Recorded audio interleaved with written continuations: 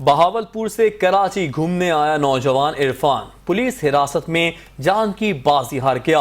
ورثہ کا الزام ہے کہ SIU اہلکاروں نے بے دردی سے تشدد کیا اور پانی تک نہ پلایا۔ اب وہ انصاف مانگ رہے ہیں اور سوال یہ ہے آخر کب تک بے گناہ حراست میں دم توڑتے رہیں گے۔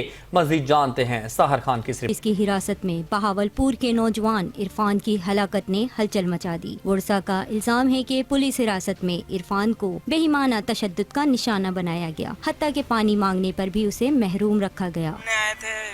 کزن نے بولا کوئی اچھی جگہ چلتے ہیں ناشتہ کرتے ہیں، میں نے کہا چلو عائشہ منزل پہ آپ کو ناشتہ کراتا ہوں۔ ہم جیسے ویڈیو بنا رہے تھے تو اتنے میں 2 پولیس والے آگے بائک پہ سول وردی میں، ہم نے کہا کوئی ڈکیٹ وکیٹ ہے پتہ نہیں کیا ہے، وہ بول رہے ہیں ہم ڈکیٹ نہیں ہیں، ہم پولیس والے۔ عرفان کے کزن کا کہنا ہے کہ وہ صرف کراچی گھومنے آئے تھے، عائشہ منزل پر ناشتہ کر رہے تھے جب پولیس نے مشکوک سمجھ کر حراست میں لے لیا۔ آنکھوں پر پٹیاں باندھ کر تشدد کیا گیا اور عرفان کی زندگی چھین لی گئی۔ عرض یہ ہے کہ ہم سرائیکی وسیب کے لوگ ہیں، محنت کش ہے، مزدور ہے، کوئی میسن کا کام کرتا ہے، کوئی رکشہ چلاتا ہے، کوئی مزدوری کرتا ہے۔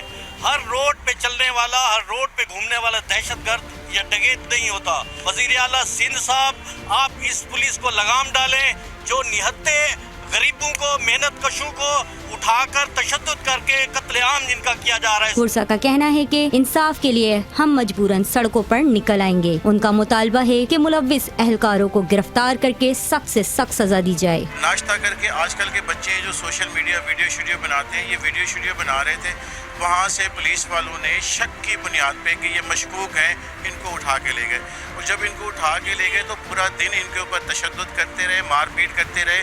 شام میں رات کو جب یہ تھانے لے آئے، ان کے فون سارے انہوں نے بند کر دیے۔